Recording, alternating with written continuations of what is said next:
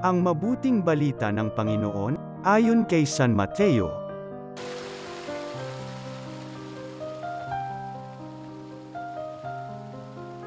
Noong panahong iyon, lumapit si Pedro at nagtanong kay Jesus, "Panginoon, makailan pong patatawarin ang aking kapatid na paulit-ulit na nagkakasala sa akin?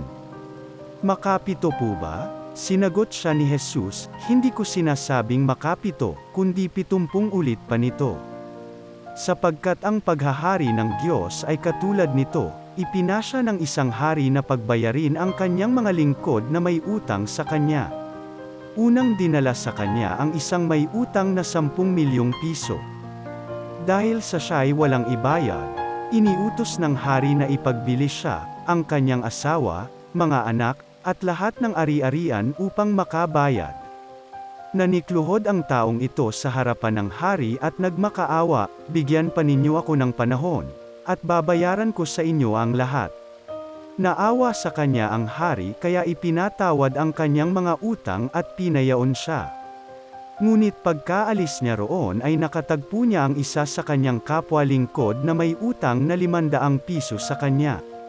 Sinunggaban niya ito at sinakaw, sabay wika, 'Magbayad ka ng utang mo.'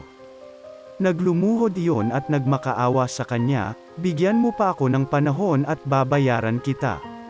Ngunit hindi siya pumayag, sa halip ipinabilanggo niya ang kanyang kapwa-lingkod hanggang sa ito'y makabayad.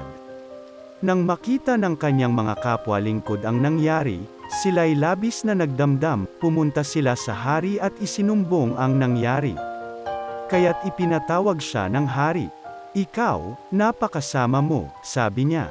'Pinatawad kita sa utang mo sapagkat nagmakaawa ka sa akin. Nahabag ako sa iyo, hindi ba dapat ka ring mahabag sa kapwa mo?' At sa galit ng hari, siya'y ipinabilanggo hanggang sa mabayaran niya ang kanyang utang. Gayun din ang gagawin sa inyo ng aking Amang nasa langit kung hindi ninyo patatawarin ang inyong kapatid."